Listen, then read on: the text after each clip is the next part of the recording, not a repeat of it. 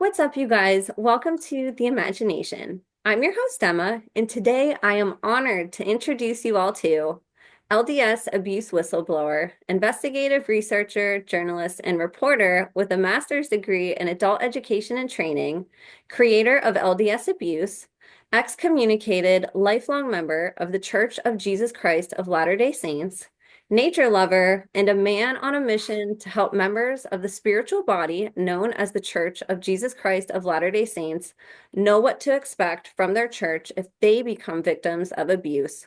Justin Riggs. When I met Justin on X, where he does his whistleblowing under the handle at LDS Abuse, I was blown away by his body of work and what he has had the courage to help shine a light on. A lifelong member of the Church of Jesus Christ of Latter-day Saints, Justin was recently excommunicated from the church earlier this year for his work, which ironically aims to help cultivate a safer environment in the church for abuse victims, children, and survivors. As many of you know from listening to this podcast or similar podcasts, religious institutions as a whole have, over time, become cesspools for abuse to happen and for abusers to hide, and the LDS Church is no exception. It is not to say that all members of the church are corrupt or bad. It is to say that Justin has revealed some hidden connections that have actually been in plain sight all along, connecting the LDS Church to a long-standing relationship with the CIA, as well as exposing the systemic problems of ritual abuse that have since manifested into countless testimonies from survivors who were preyed on by perpetrators hiding behind the goodwill and secrecy embedded into the LDS Church's very foundations. What's really fascinating about Justin's body of work is that what he's discovered and uncovered can all be backed up with evidence and documentation, which he will be presenting on and sharing with us today. Justin helps put crucial puzzle pieces together that I personally believe will help all of you weave together a foundational core narrative that can serve as the basis of the testimonies you've heard on this podcast to help answer the questions of why and how.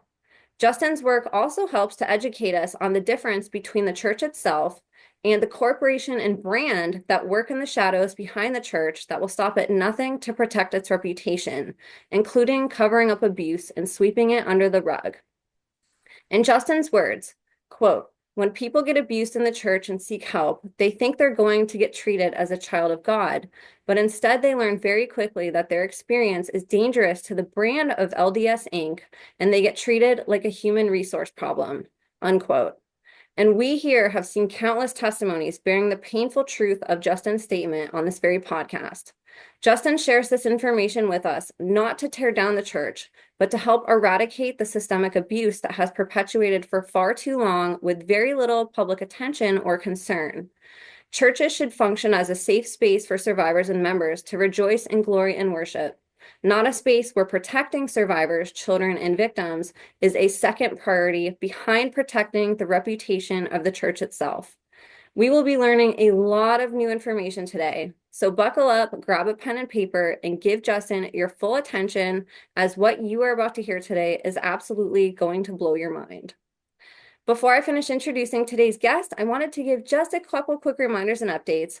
If you'd like to be on the show, share any information privately with me, or send me a written testimony for my upcoming book series or to be written in a Substack article, you can email me at imagineabetterworld2020@gmail.com or standbysurvivors@protonmail.com.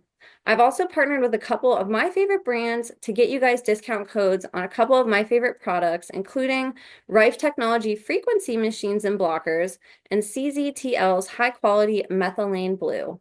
All the links and codes for these amazing products, as well as the rest of my links, are in the show notes, and I'd love your support across all platforms. As some of you know, my beloved YouTube channel was recently terminated, and I am being forced to pivot and use other streaming platforms to disseminate this important information out to the public and disclosure community.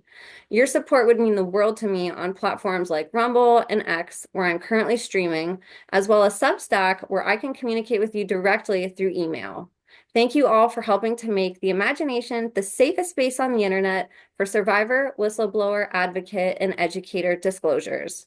So you guys, without further ado, please help me in welcoming today's guest of honor, writer, creator, business owner, and content creator, whistleblower, survivor, and victim advocate, voice for the voiceless, and my new dear friend, Justin Riggs, aka LDS Abuse.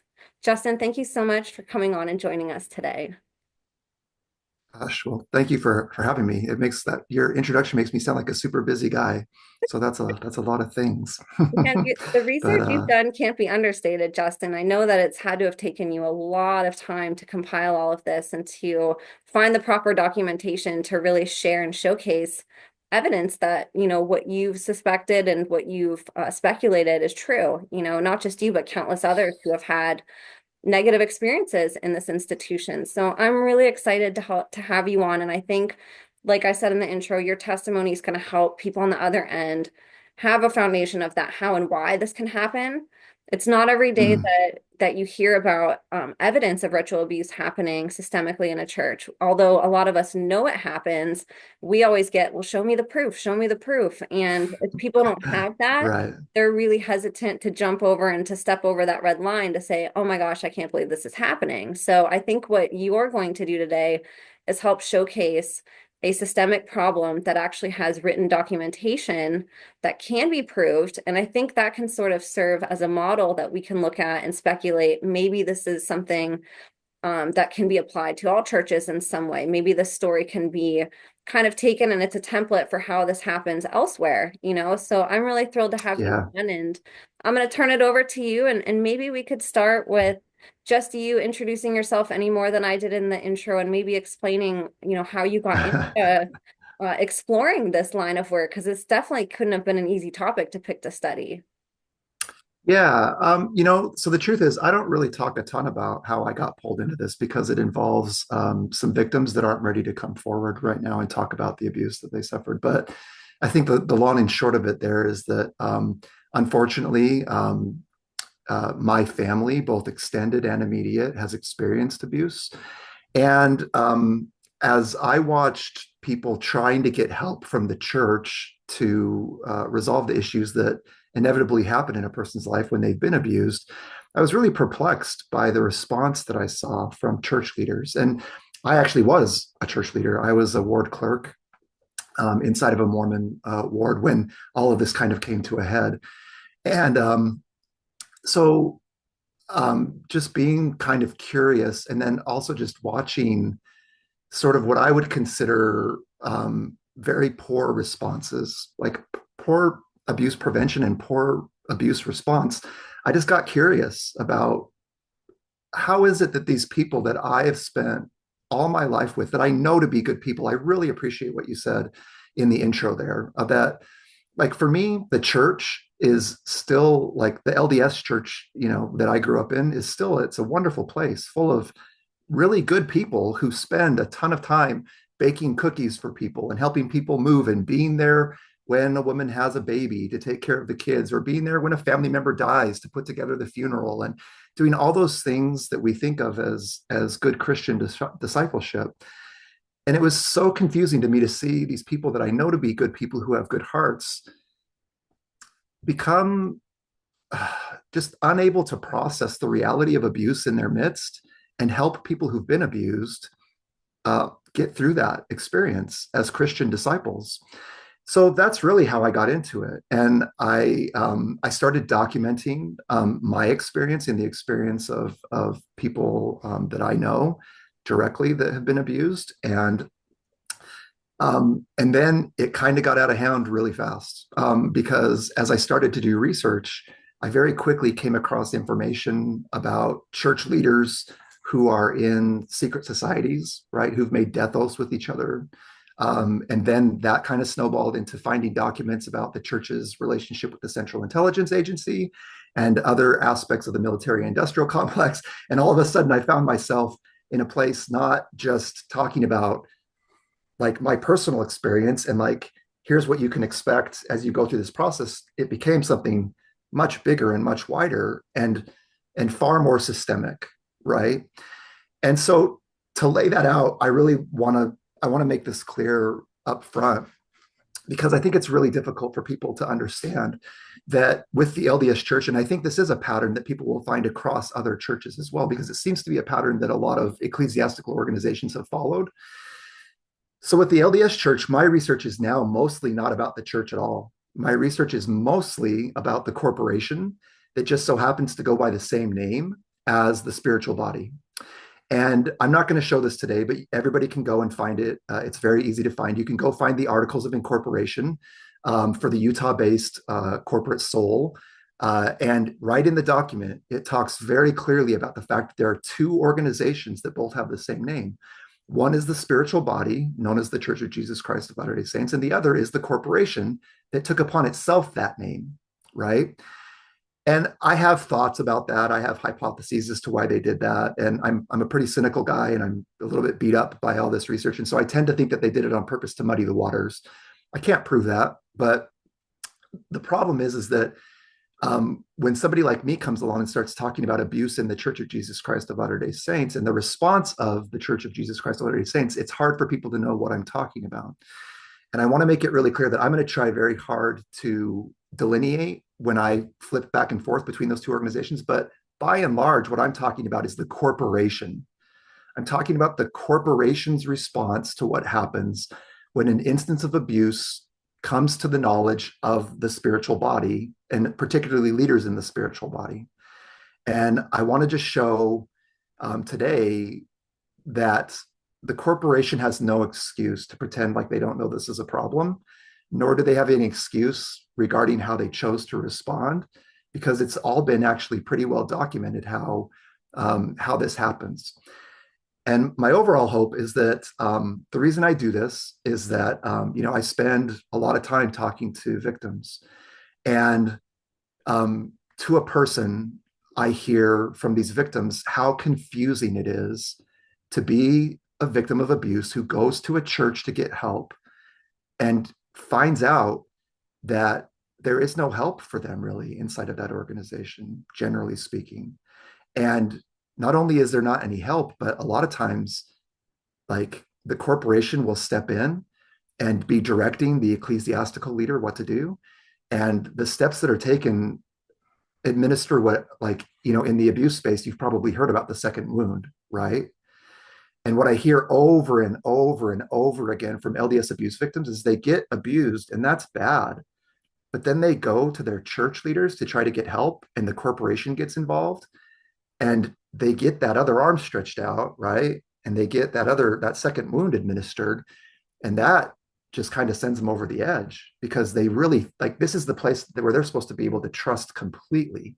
And like the Mormon prophet talks about this very openly. Like, he preaches that there are 15 men that you can trust completely on the face of the earth, meaning him and the first presidency of the church and the quorum of the 12 apostles. And I unfortunately have to come bearing a message to people that that statement is not true. Those men are not 15 men that you can trust completely if you're an abuse victim, because your story, what happened to you, is harmful to the brand of the Church of Jesus Christ of Latter-day Saints. And these men will do anything to protect the brand, which is families can be together forever. It's follow the prophet, right? And abuse doesn't fit into that neat little box that they've created through their public relations machine. And so they have to just get you out of the way. They have to, because, well, they don't have to, right? But I mean, like, they've chosen to. That's what they've chosen. They've used their agency to choose to dismiss abuse victims and harm abuse victims, and protect the corporation above the image and assets of the corporation above the needs of abuse victims, right? And so my hope is, by being out here and being on shows like yours, that victims can not be confused about why they're getting the response that they are, right? That I hope to educate people. That's my master's is in education and training.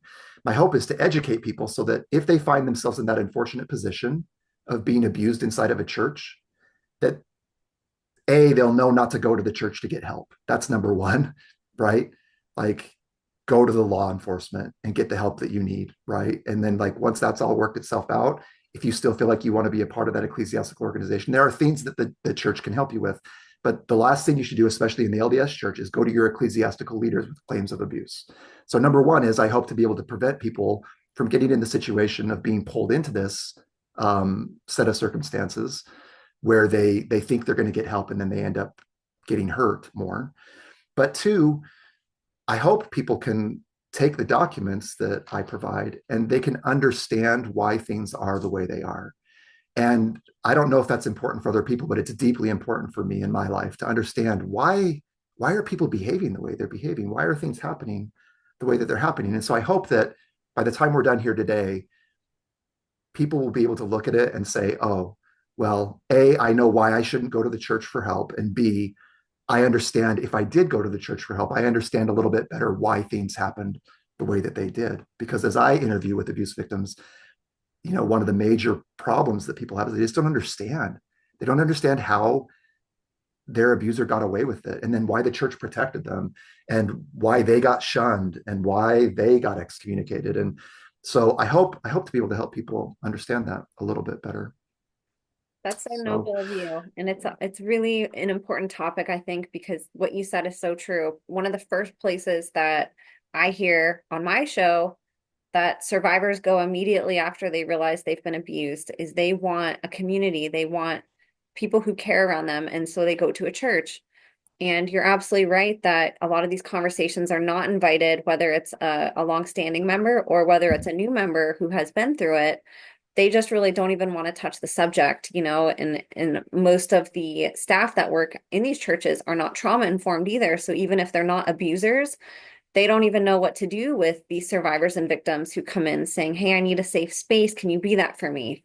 So let's yeah, get into this yeah. because I think like I said, what you're going to talk about today is really going to connect a lot of dots for people. Right. Hey, and I love that. I think you're so right. And for me, there's just no excuse for the LDS Church to not have trauma-informed leadership because they have hundreds of billions of dollars, right? And so to claim that they don't tolerate abuse, but then to put people in rooms with people who aren't trauma-informed, I think that's a really important point. I'm really glad you brought that up. So, before I share my screen, for those of you who have watched other shows that I do, you know that I like to work from chronologies because it just keeps me focused. But before we get started, I do just want to point this out and it goes back to something else that you said, Emma, and that's this: that abuse happens in every system, right? But religion has historically been uniquely motivated to hide it, to maintain their appearance of morality and divine inspiration.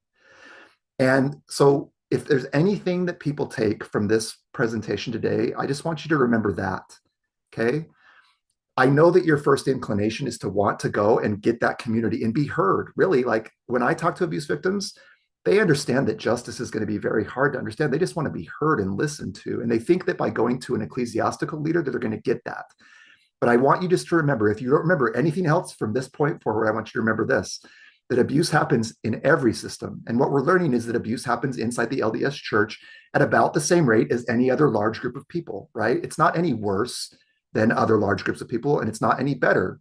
So if you're going to choose to affiliate with the Church of Jesus Christ of Latter-day Saints, you can expect that abuse is going to happen at the same rate as any other large population, right? Floodlit, which is an amazing organization that everybody should look up on Twitter, floodlit.org, at floodlit.org, just added 3,000 more cases. They're now up to 4,000 cases that they've documented, right? This just happened within the last 24 hours. And they have another 1,000 cases sitting there ready to add in. And so it's important to understand, especially as a parent, which I am, right? It's important to understand that when you take your children to a church like the LDS Church, it's not any worse, but it's also not any better.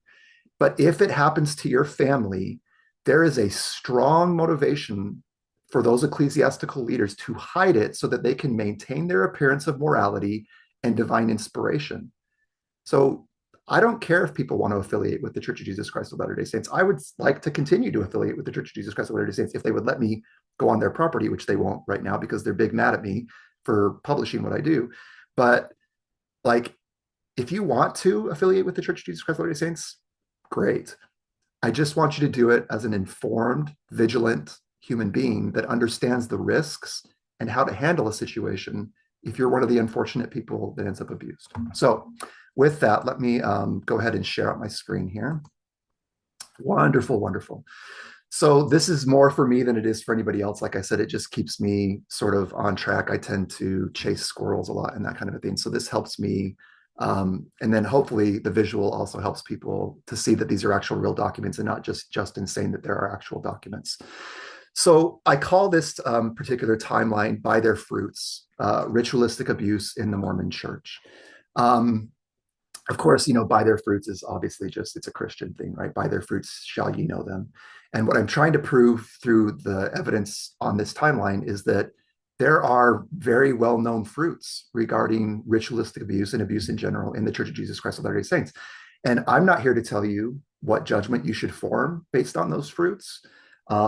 And I'm sure that there are people who would like to present other fruits for you to look at. Jen Roach is somebody who is an apologist for the church in the abuse space. And I'm sure she would be happy to come on and explain to you why the LDS church's abuse response is the best out of all the churches, right? And I welcome people to gather all the information, right? I'm going to look at some things that I think are a little bit troubling and indicate that perhaps we shouldn't trust these 15 men completely and that we need to be careful as abuse victims if we end up in that unfortunate situation. Um, and I want to start this presentation off here with um, the reality that the LDS Church has endorsed the mission of the Central Intelligence Agency, okay? And that happened in 1984. And like I said, this is something that I came across really early in my research that really opened my eyes to what I was sort of up against in terms of like trying to get help from an organization that has endorsed the mission of a group that I consider deeply problematic, right? Like I am not a fan of the CIA. I think anybody who goes and looks at my Twitter feed will see very clearly that I'm not a big fan of the CIA and the choices that they've made. Yeah, like I'm kind of at war with the CIA, except that they don't know I exist, probably, hopefully. But so, but here's a document. It was found in the CIA reading room, and it says Office of Personnel Representatives traveled to Brigham Young University to recruit and meet with senior officials of the Mormon Church to discuss agency recruitment of church members. So, first things first, CIA agents need to learn how to use punctuation because that can be read many different ways. I'm going to choose to read it in the most positive light that I can, which is that they went to recruit students and also meet with senior officials. Okay. Now, as they were meeting with senior officials, which is going to be like at that time, the man who was running Brigham Young University was a man by the name of Jeffrey R. Holland, who's now an apostle in the church, right? And they have a group that meets there at BYU that is composed of or comprised of apostles and other major church leaders. And so the CIA is there, and they're meeting with these elders of the church. It says the church indicated its endorsement of the agency's mission and its elders' plan to meet and address any concerns about our recruiting effort and its possible undercutting of the church's image.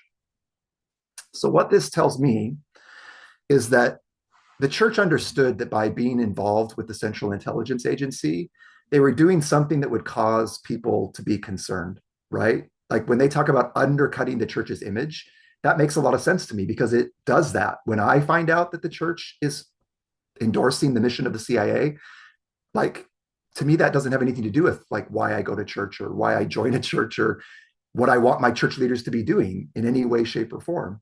And so it makes sense to me that they had concerns about it undercutting the church's image and that they would discuss that. Um, Unfortunately, it seems that they went ahead and they made that choice anyway. This is at a time when the LDS Church has a ton of power inside of the Reagan administration through a man by the name of Dick Werthland, who is related to two church apostles, Gordon Bittner Hinckley, who was a church prophet. Actually, he was like the president of the church, and Elder Werthland, whose first name Joseph B. Werthland, excuse me. So, but Dick Werthland was Reagan's number three man. He's the guy who did all the polling for Reagan. And so they had a ton of power at the highest levels of power inside the United States of America at this time. And apparently they decided to go ahead and make the leap and endorse the mission of the CIA and they've always been really wrapped up in the CIA since the beginning, before it was even the CIA. But at this point, apparently they decided to go all in. And so when you go tell an abuse story to an ecclesiastical leader who then turns around and calls the helpline, which is just the helpline is just a direct line to the church, to the corporation's law firm. Okay. And that helpline is only there to protect the corporation's image and assets. Okay. But you have to understand that behind that is even more powerful groups like the Central Intelligence Agency, because that's who the corporation is affiliating with, supporting, and sustaining. Okay. So as soon as they endorse the mission of the CIA, they get this amazing idea to create a clipping service. Now, I don't know, Emma, how much you know about the history of the CIA, but the CIA started as a clipping service. So what they would do is this is back before we have internet and computers and we can screenshot things and save them on, storage and that kind of thing. So what would happen is they would have subscriptions to all of the newspapers around the world, all the magazines. And if you were a CIA agent, like a low-level CIA agent, your job was to simply go in and clip out any news stories that you thought were important that needed to be brought to the attention of people above you with it on a need-to-know basis, and they would clip it out. And so the church endorses the mission of the CIA, and then within a year, we know that they created a committee called the Strengthening Church Members Committee, which I think is about the most Orwellian thing I've ever heard in my life, because it has nothing to do with strengthening church members and everything to do with spying on church members who could cause problems. Okay. So there's a couple things about the Strengthening Church Members Committee that I want to point out. One is that as far as I know, you can't get your information from the corporation. Like I have a recording on my Twitter that people can go listen to. It's on my pinned tweet. It's like a thread. And when they were getting ready to excommunicate me, I directly asked my stake president if I could have access to any information that the Strengthening Church Members Committee had gathered against me to prepare my defense in my excommunication trial. And I was told no. And everybody can go listen to that for themselves. But the fact is, this was created strictly for the purpose of spying on church members and providing local priesthood leaders with information about you in order to help that leader discipline you, right? So the church eventually had to address this, because it's going to come up here a little bit later, because nobody knew about this. This is the other thing I want to point out about this committee, is nobody knew about it. And there was a lot of this going on inside of the church office building in Salt Lake City around this time. There was an entire shadow government that was really set up by a man named David M. Kennedy, and then the prophet of the church, Spencer W. Kimball. And Spencer W. Kimball was really frustrated that the church wasn't making the progress that it needed to. And so David M. Kennedy had served as the Treasury Secretary in the Nixon administration and also as an ambassador, and knew a lot of people. And so when he retired from government service, the church pulled him into the church office building, and they started creating all of these committees like the Strengthening Church Members Committee.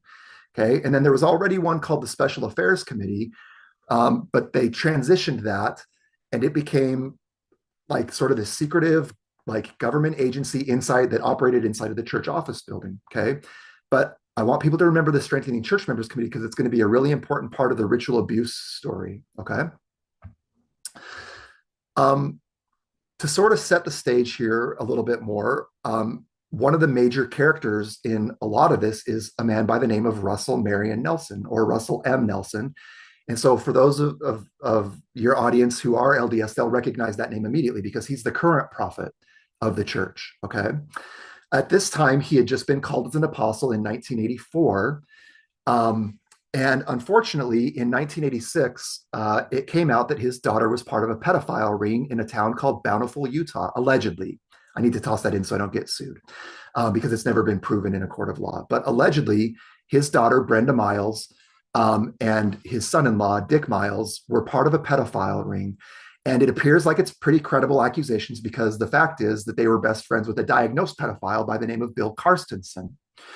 And I don't have all the court documents here on my presentation here. Everybody can go to ldsabuse.info/resources and read all of these court documents.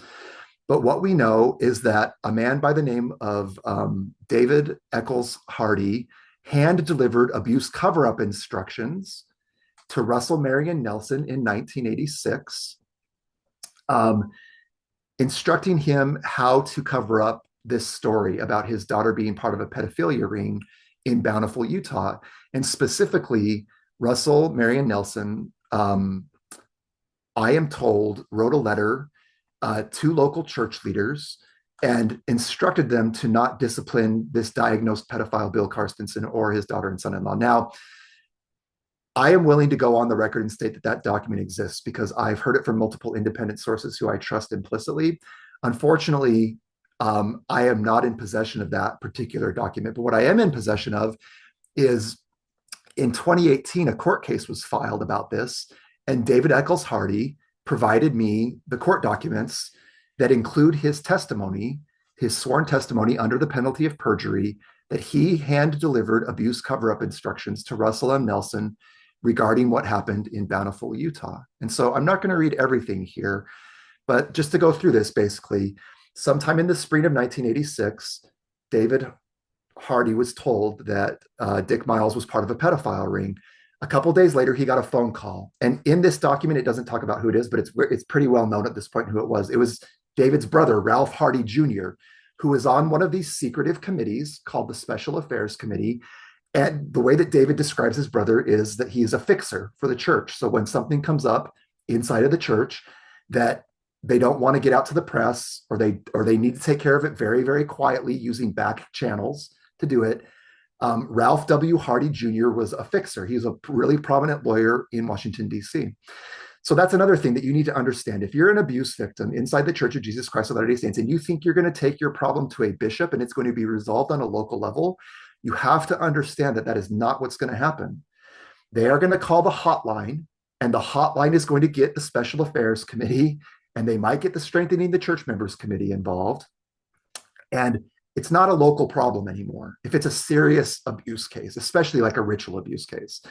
But like anything that's at all serious is going to go into these back channels. And these back channels aren't operated under what we would call priesthood authority. They operate outside of normal priesthood channels. And that's their words, not mine. There's articles that talk about that. So if you take your abuse case to the church thinking it's going to be handled inside of priesthood channels, you couldn't be more wrong about that. It's going to hop that channel, and it's going to be now into legal channels, media channels, and just all these sort of backdoor channels that the corporation has put in place to protect their image and assets. So the part of this that I do want to read is simply this. So David Hardy testifies. This attorney, meaning Ralph Hardy Jr., asked if I would receive a letter via fax and hand deliver it to Apostle Russell M. Nelson at the church office building, that Elder Nelson would be waiting for it. When the fax came through, I read it, curious of the contents. I recall the opening paragraph saying, "Dear Elder Nelson, I am so sorry this tragedy has befallen your family. This needs to be kept out of the public eye." And that's what they did. This happened in 1986, and until 2018, not many people really knew about it until this lawsuit got filed in 2018. And I'm not going to talk too much about what happened with that lawsuit at this point. There may be something down later that I'll talk about. But the point is, even in this case where there was a diagnosed pedophile who lost multi-million-dollar lawsuits to people later on, the church was able to cover this up in the media. They were able to cover it up like through the legal system for a very, very long time, right? Okay.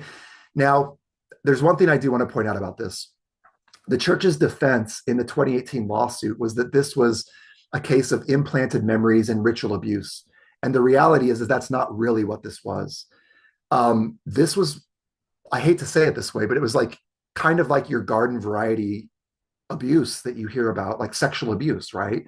And there wasn't really much that was ritualistic about it. There was one incident that's testified to in the court papers that I'm not going to talk about in case I don't want to trigger anybody. But there was one incident that could be maybe related to ritual kind of a thing. But everything else was pretty much just sexual, like really bad child sex abuse, to the point where at least one of the victims had to have surgery. But another thing you need to understand is that the church that you think is committed to the truth doesn't care at all about the truth when it comes to abuse. And in this case, they took this case of abuse and they tried to turn it into a ritual abuse case because those are much easier to get tossed out of court, right? So despite the fact that one of these victims had to have surgery for the abuse that she had suffered, Jim Jardine, a Skull and Bones lawyer, which we'll talk about Skull and Bones here in a little bit, but a Skull and Bones lawyer wrote a legal brief trying to make this into a ritual abuse case, which it wasn't.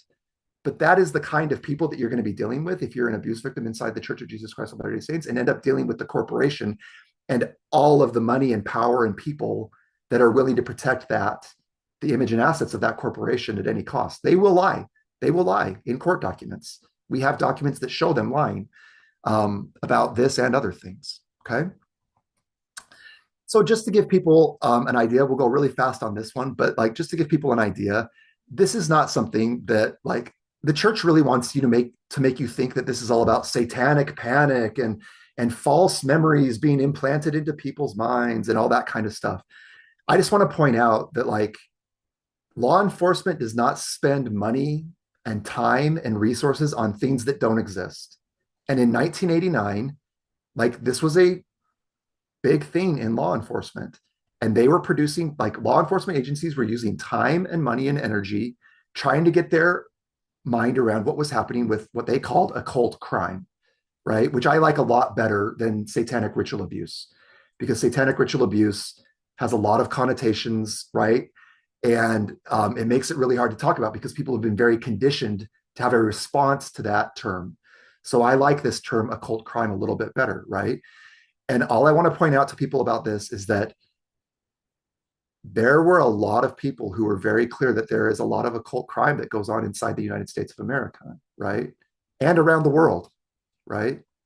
And so one thing that really gets my go is when people try to pretend that this is not an actual problem, because there were lots of people, lots of therapists, lots of law enforcement agencies that made it very clear that there is an actual problem there. And we can debate about the nature and the scope of the problem. We can debate about modalities of therapy that are problematic, that make it more difficult to understand what happened. I mean, there's a lot of discussions to be had, but I don't think anybody should ever allow themselves to be told that occult crime is not a problem. It's a very real problem to this day. And I'm going to show you some very specific examples of this inside of the LDS Church. Okay. So we're going to get to the part now where probably like one of the most important documents related to this, we're going to start talking about. And this is called the PACE memo. And Emma, if you could just sort of tell me, if I do that, does the screen share change? Do you now see the PACE memo? Okay, good.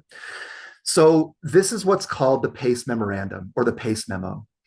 And I'm just going to go through the top of this memo and give people a little bit of context before we go through some specific things that were said. So the first thing I want to point out, this is an official document that was held by the corporation known as the Church of Jesus Christ of Latter-day Saints that was leaked to a group of people called Lighthouse Ministries, if I remember right. It was the Tanners, who are considered, extremely anti-Mormon.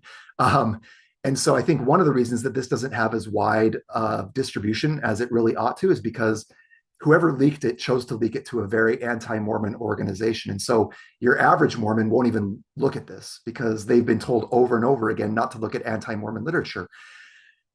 I think it's really critical that people understand this is not anti-Mormon literature. This is a memorandum that was written by a member of the presiding bishopric of the Church of Jesus Christ of Latter-day Saints. And so for those of you who aren't LDS, you could think about this as like in the Catholic Church, it would be like somebody from the Vatican writing it. And it's not quite the Pope, but it's going to be like one of the Pope's best buddies that wrote this. That's like the equivalent in the LDS Church, the presiding bishopric.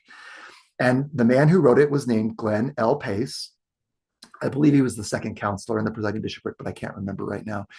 But this is an official memorandum written to, you'll see that two line. It says Strengthening Church Members Committee. Okay. So this is not anti-Mormon literature.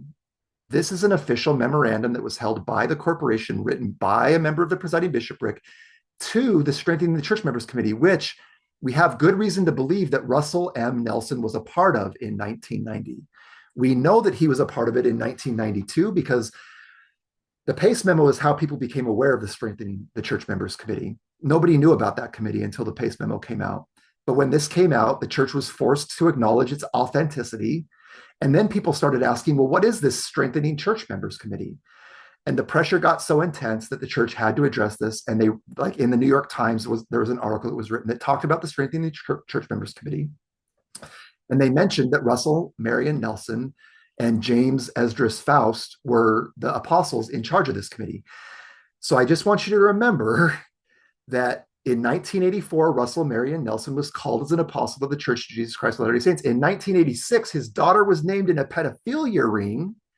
And in 1990, there's a high probability that he was a part of the committee that was monitoring the problem of what? The subject of this is ritualistic child abuse.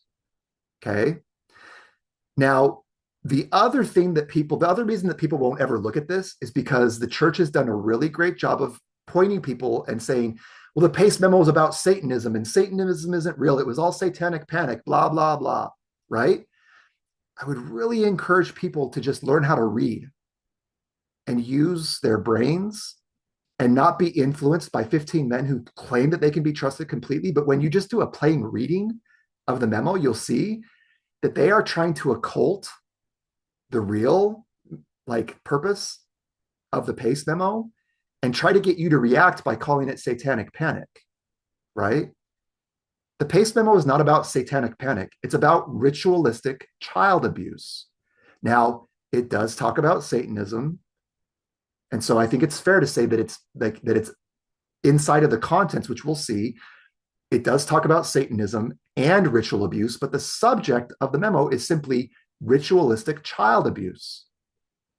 So I'm going to pause here for just 1 second because I want people to process that. Okay. Inside the LDS church, we are encouraged to have large families, right? It's like the crowning thing that we can do is to get married and have families, which means that we have children. Okay. The LDS church knew about ritualistic child abuse in the 1980s, all the way leading up to 1990. July 19th, 1990 is when this memo was provided to the Strengthening Church Members Committee, which included the apostle whose daughter was allegedly in a pedophile ring. Okay. But they never really came out and told the parents of the children of the church that there was a problem with ritualistic child abuse that they were monitoring. And I think people need to ask themselves why. When I bring my children to your church and you know that there's a problem with ritualistic child abuse that needs you to monitor it, and we're going to see it's not just a little bit of monitoring, there's a lot of monitoring going on. So there's something significant going on. But when I bring my children to your church and you know that there's a problem with ritualistic child abuse, I have an expectation that you're going to tell me about that. But these men did not do that. The only reason we know about it to this day is because this memo got leaked. Okay. So as people choose who to affiliate with, support, sustain, and trust, I would ask you to consider the fact that you belong to a church that knows that there's ritualistic child abuse happening, and they try to hide it from you. That's just a fact. I'm also going to pause here, Emma. If you have any questions, I just want to make sure I get going and then I'll never shut up. So if you have any questions for me, I'd love to just pause and let you ask anything that you'd like to right now, if you have anything. Otherwise, I can just keep plowing ahead. Let's keep going. This is great. Okay, awesome. So let's look at some specific things that were said in the Pace memo. Okay. So like I said, people like Jim Jardine and people like Russell M. Nelson want you to believe that this is all about satanic panic, because I should mention that it wasn't just the one abuse case in Bountiful in 1986.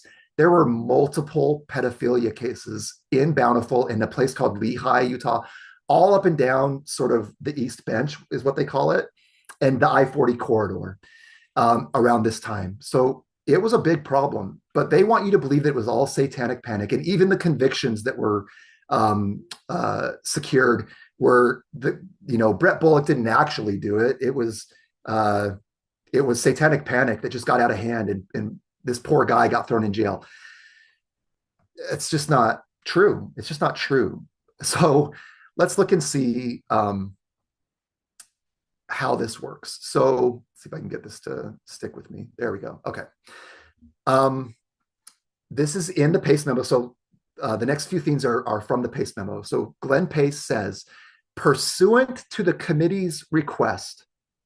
Okay. So Glenn Pace didn't just go out willy-nilly and hear about one person being abused and secretly go out. No, no, no. The Strengthening Church Members Committee requested that a member of the presiding bishopric go out and investigate and interview people who are involved in ritual abuse situations inside the Church of Jesus Christ of Latter-day Saints. And per the committee's request, Glenn says, I am writing this memorandum to pass along what I have learned about ritualistic child abuse. Hopefully, it will be of some value to you as you continue to monitor the problem. Okay, there's a really important word there, continue. So Glenn Pace wasn't the first person to look at this problem.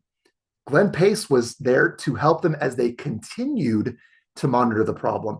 And we don't really know when they started. I don't have any idea when they became aware of the problem of ritual abuse. What I know is that around 1989, 1988, 19 whatever, they were monitoring it and they pulled in Glenn Pace to continue the process of monitoring the problem. So it's not just like to monitor the subject, the topic, right? It's not like this isn't an academic exercise that they're doing. They know it's a problem. They're monitoring the problem and they're roping more and more people in to try to understand the nature and scope of the problem. And Glenn Pace writes this memorandum. So you can see here that he says, you've already received the LDS Social Services report. So we're going to go down to this one now and see if we can get it to stick. There we go. So he says, you've already received the LDS Social Services report on Satanism dated May 24th, 1989. Okay. So I'm just going to stop there.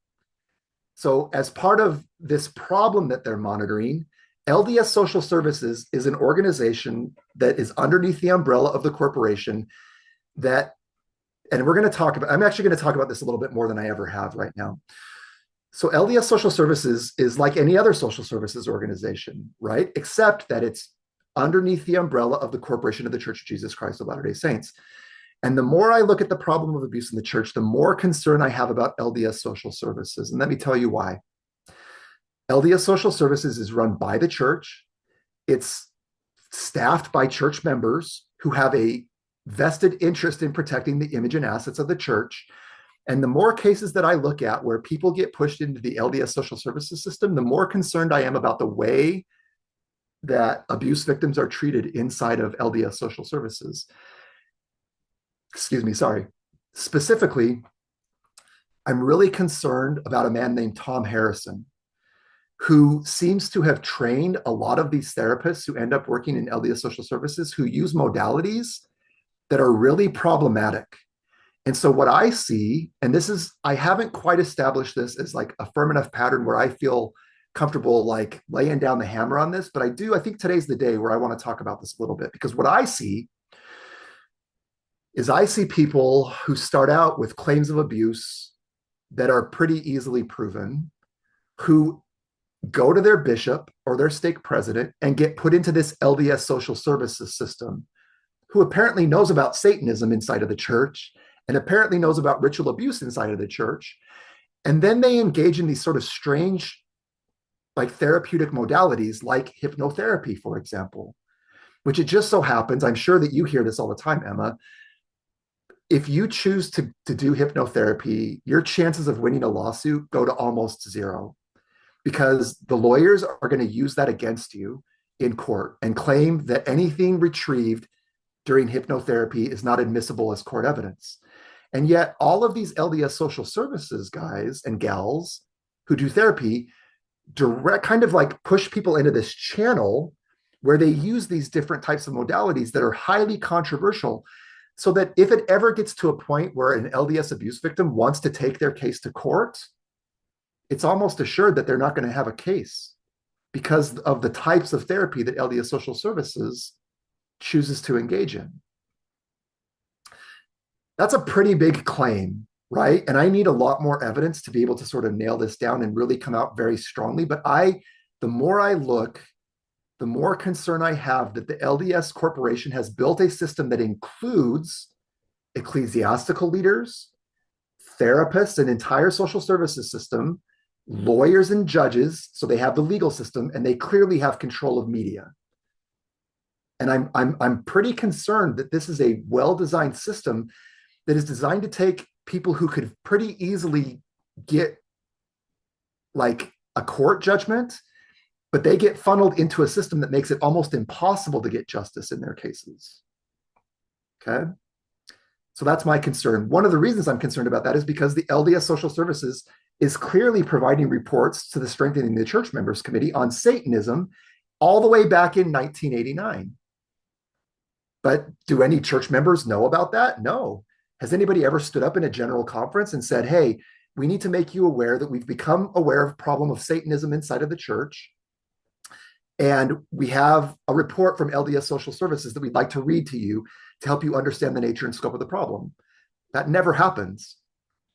They get their report and then they hide it, they give it to their lawyers, and they start creating arguments so that if any of this ever comes up, they have arguments so that the victim doesn't get justice, but the church's image and assets are protected. It's kind of grody, right? Kind of gross. Okay. So there's that report. There's a report from Brent Ward. Okay. Brent Ward is a very important person in Utah at this time. And I'm going to get his job title wrong because I honestly don't care about Brent Ward enough to look it up every day when I want to do this. But like, he's very important. He's like one of the head prosecutors in Utah in some government position. So it's not just some la-di-da guy. Brent Ward is very, very, very high up in government legal infrastructure.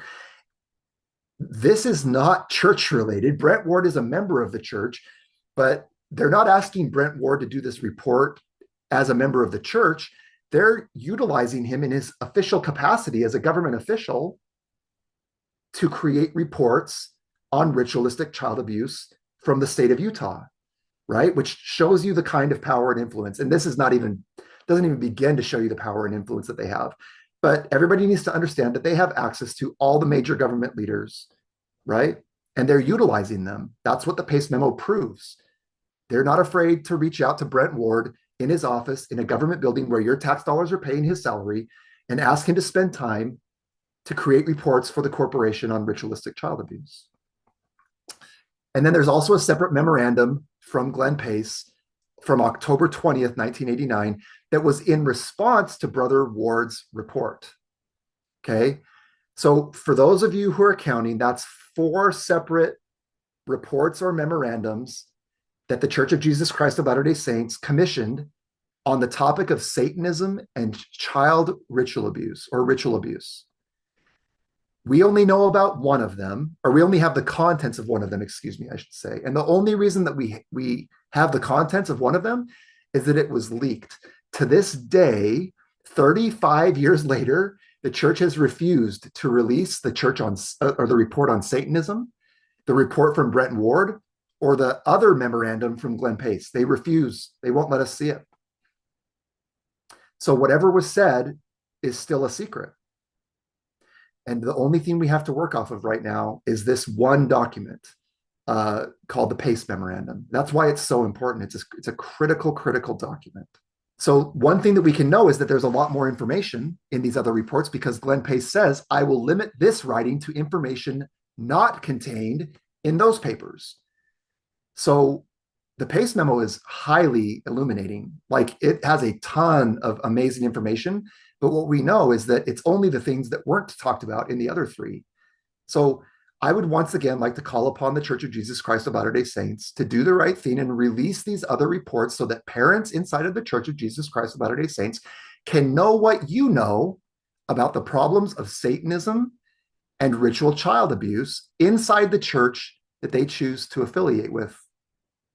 I would ask you to release it as soon as possible.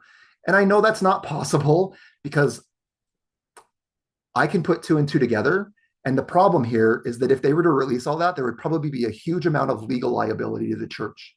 Because what we know from the Pace memo is that some of this abuse was happening inside of church buildings, and it was being perpetrated by people acting in their official capacity as leaders of the church. So I'm sure that like we'll never get it, right? But I would like to call upon the church to do the right thing and release those documents so that parents can make wise decisions for themselves and their families about whether they want to continue to sustain you. Because I'm really not sure that they should, knowing what we know at this point. And especially the fact that you want to keep secrets from us. All right. Something new. I've done one other presentation on this on a podcast. Something new that I found just this week is that there was a really important comment made on a blog post that reveals another person who was involved in this. So, and I'm going to get the name wrong. I always pronounce names wrong. I'm so sorry. Apologies in advance. But there was a podcast, and one of the comments in on the website that this podcast was hosted on says this: I have not yet listened to this podcast. After reading the show notes, however, it led me to interjecting this comment. I hope it is relevant. Please forgive it if it's not. My therapist in Salt Lake City was a Jewish doctor who was friends with the General Relief Society president for the church. Her name escapes me now. She worked in the presidency with Chieko Okazaki.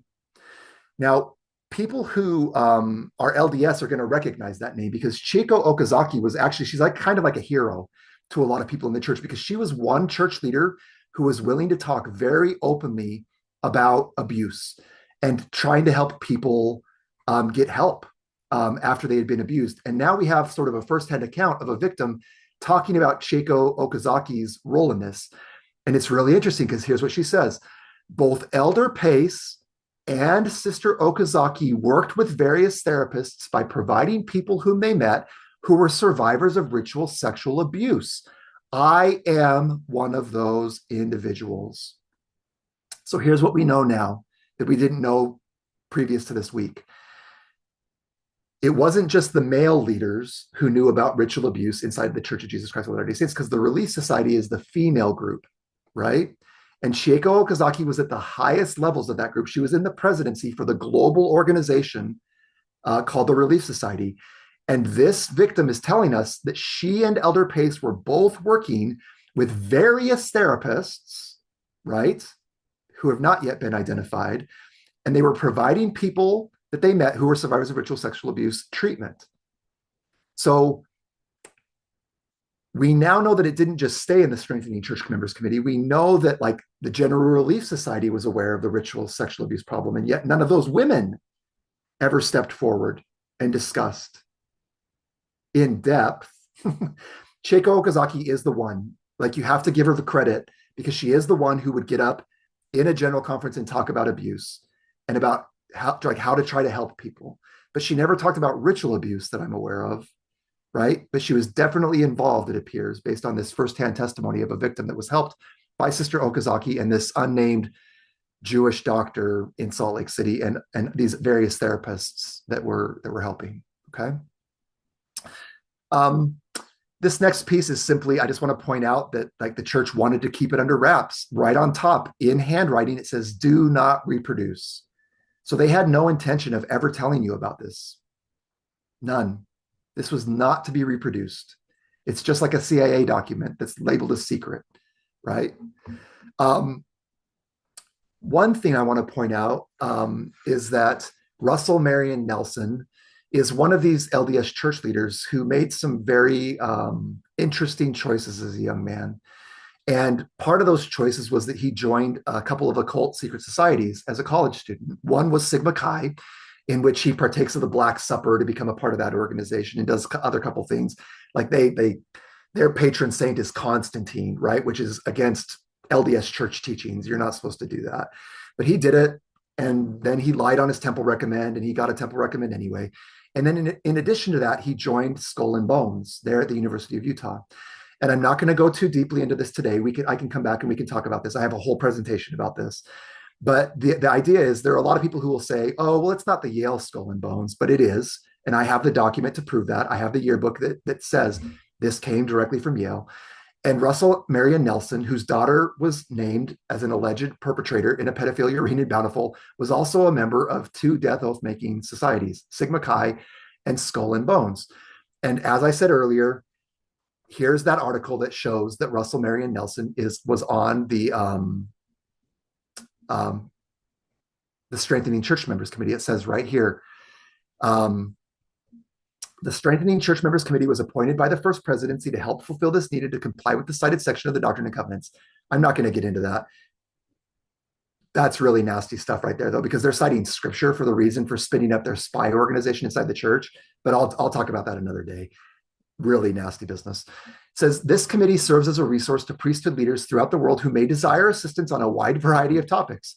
It is a general authority committee currently comprised of Elder James E. Faust and Elder Russell M. Nelson.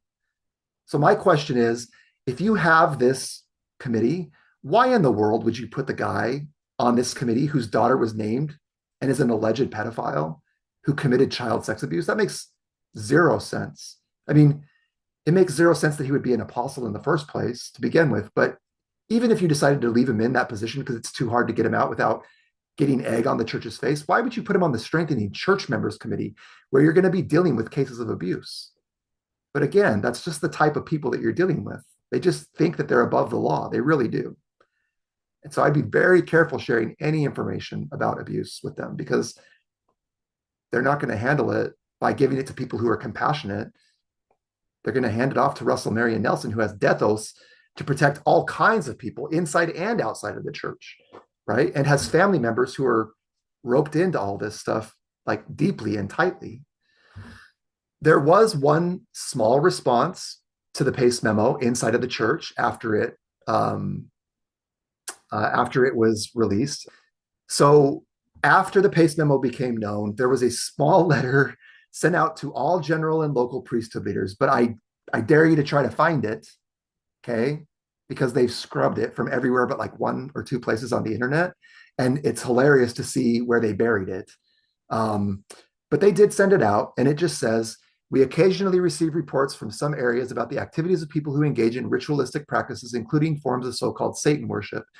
We express love and concern to innocent victims who have been subjected to these practices by conspiring men and women. So it's the love and concern line, right?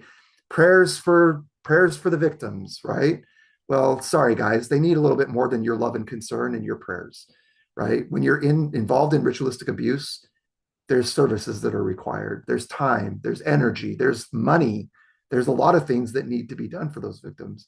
But the first presidency is going to stop at love and concern. We express our love and concern. Then they caution all members of the church not to affiliate in any way with the occult. Well, here's the problem. Russell M. Nelson is affiliating with occult organizations. So they're putting out statements telling people not to engage in behaviors that the people who are overseeing it are engaging in, right? It's a problem. Now, there are a lot of people who will argue that the type of occultism inside of a fraternity or inside of a skull and bones are not the same as the type of occult that they're talking about here in this statement. And I'm happy to have that conversation with anybody who wants to have it. I'll just say this for today. I don't really care. Like occulting things is occulting things. Occulting, it just means to hide. Okay. And whether you're in the occult because you want to learn the secrets of the universe and you want to talk to demons and you want to learn how to have extra powers to make you fabulously wealthy or powerful or whatever, or whether you're simply hiding things like the fact that there's ritualistic child abuse, you're both occulting something, aren't you? And I would argue that maybe occulting something like this is maybe even worse than the type of occulting that they're encouraging people to stay away from. Not that it's good, it's not, in my opinion. But part of the thing with these societies, especially like fraternities, is like the whole reason they exist is to parse words. They were training generations to be able to be rhetoricians, right? And create arguments where there really are no arguments. And I would say that this is one of those cases. Who cares what type of occultism we're talking about? Just stop occulting things. Circulate information. Tell the truth. Be honest. Have integrity. That's where I kind of land on this. But I'm happy to have the conversation because I kind of like arguing with people, right? So like if you want to argue with me about what type of occultism they're talking about here, I'll argue with you about it. All right, what else? So, of course, they say if bishops and branch presidents encounter such activities and feel that they need assistance, we ask that they seek counsel from their stake or mission leaders. Stake and mission presidents can seek guidance from their area presidencies. That's all fine and well. I think that's actually really good, to be honest with you. If you are an untrained, incompetent bishop who's never even heard the word occult, and somebody comes into your office and says that they've been ritually abused, you definitely shouldn't try to handle it, right? So if this interview ever makes it into the hands of a bishop or a stake president, like I've really never met a bishop or stake president who's qualified to handle these things. Don't try. You're not qualified. Get it into the hands of the right people, which is law enforcement, unfortunately. So I know that's hard for bishops to hear and stake presidents to hear because the church tells them not to. The church tells them to call the helpline. But I'm just telling you, just call law enforcement because crimes were committed.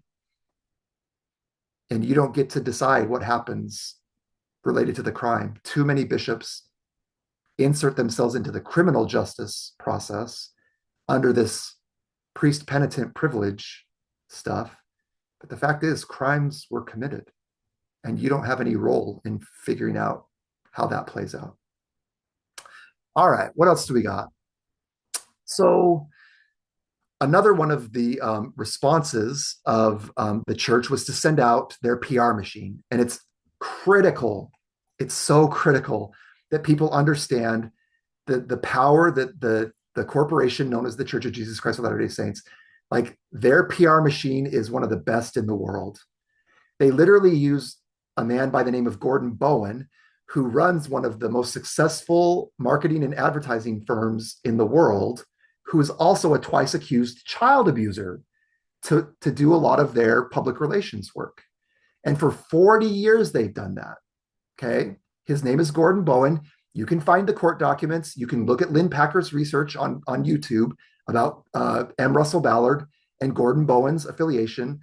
But you have to understand that this is not like a little church on the corner that can call the local newspaper and say, please don't tell that story. No, no, no.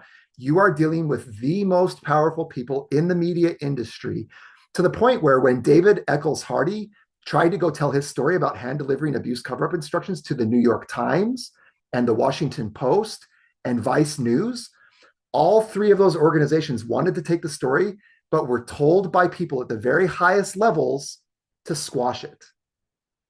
So if you think you're going to get your abuse story into the New York Times, you can forget about it. If you think you're going to get it in the Washington Post, you can forget about it, unless you have recordings, right? Or something along those lines. So the church's media empire is unbelievably mature and strong. And you are going to be fighting an unbelievably difficult uphill battle if you try to hold them accountable through media, as I have learned the hard way, right?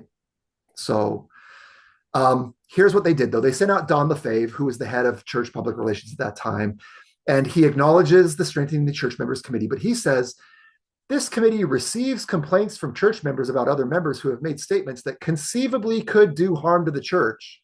Wow, like let's be as broad as we possibly can. Like who gets to decide if what I'm saying could conceivably do harm to the church, right? Anyway, that's neither here nor there.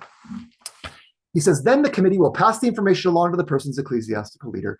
According to Lefebvre, however, the committee neither makes judgments nor imposes penalties. That's a long discussion, and I'm moving too slow today. I think that it's incredibly naive for anybody to think that if you got a packet of information about a church member from the Strengthening the Church Members Committee, that you would get any other message from receiving that packet that something needs to be done. If you get a packet from Salt Lake City saying this person is a problem, I don't know a single bishop or a single stake president who would take that and say, thanks, guys. I appreciate you sending that over. I'll take a look and decide what I want to do. The very clear message when you get that packet is do something. And it's incredibly disingenuous of Don Lefebvre or Dallin Oaks or Russell Nelson to infer anything other than that.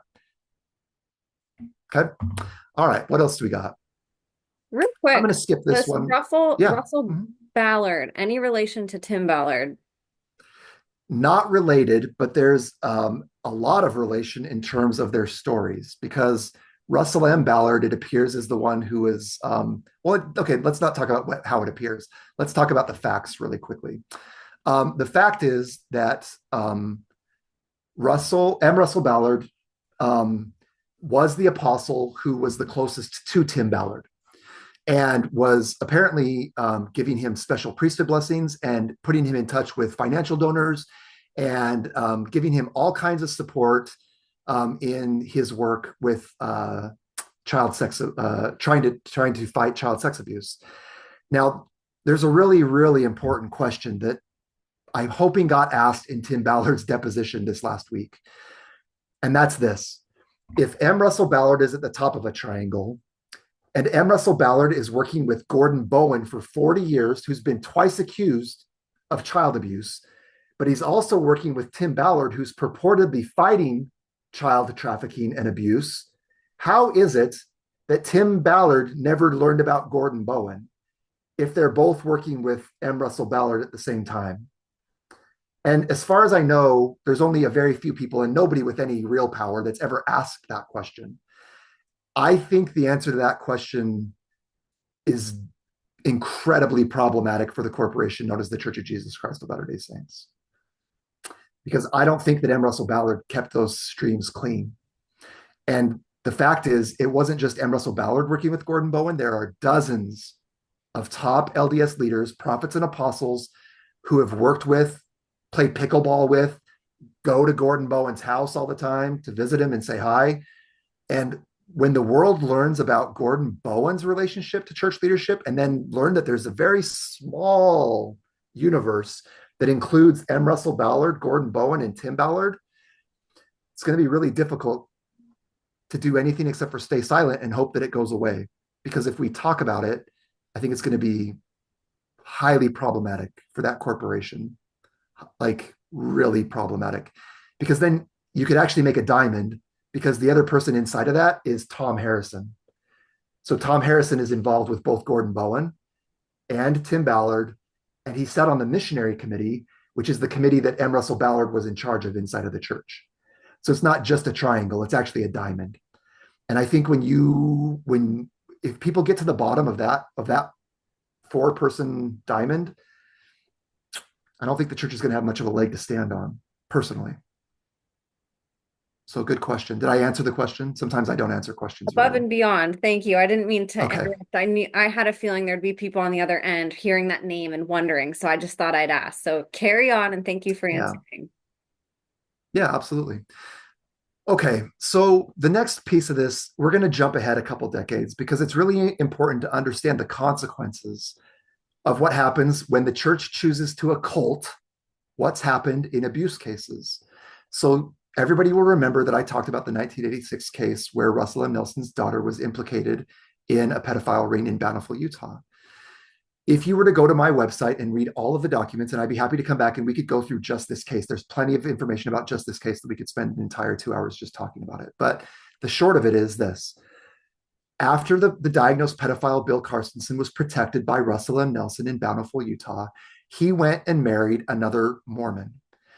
She was an employee of the corporation, okay? And she happened to work for the membership department.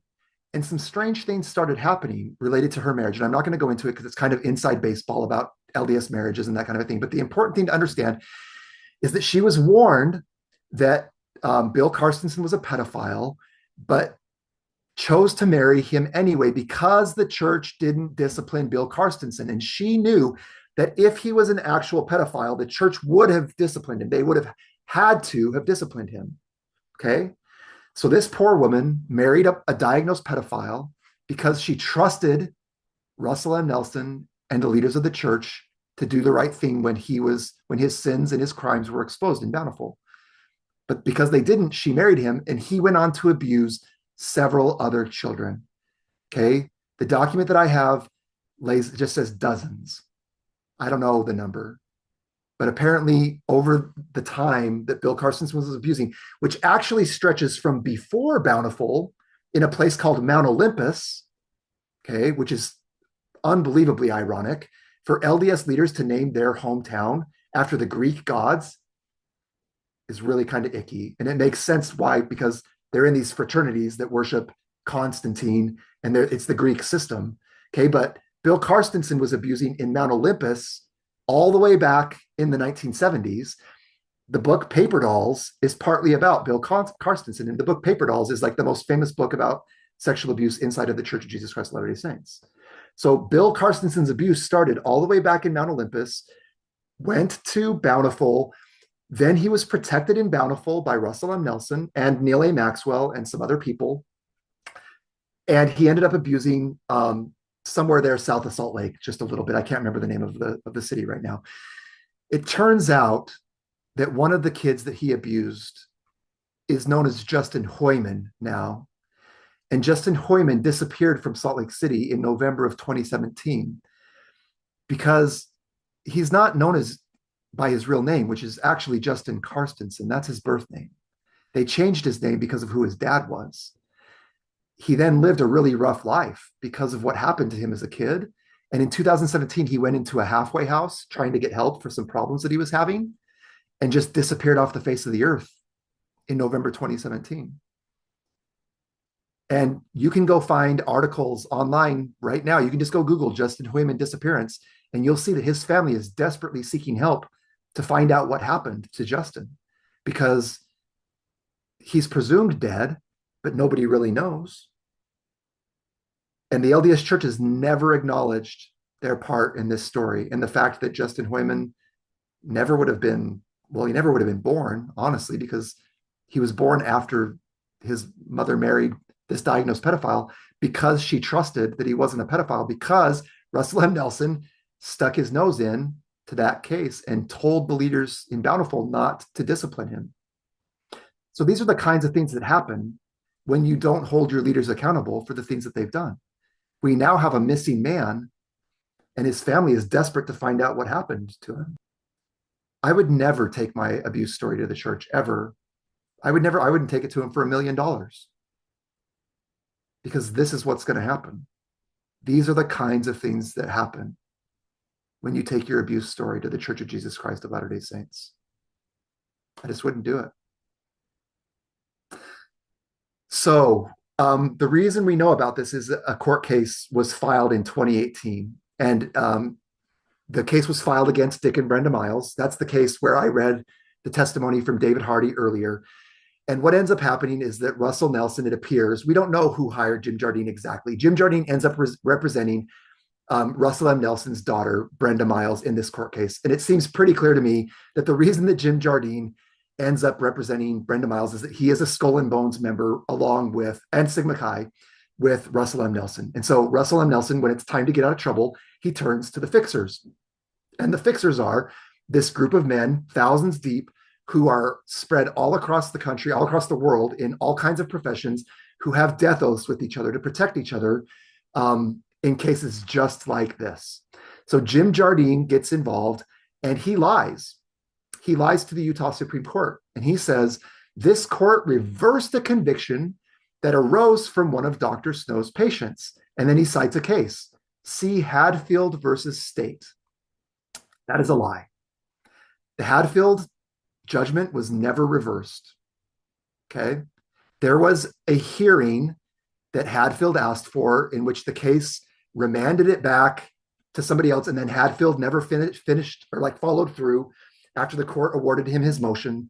But to say that they reversed a conviction is 100% not true.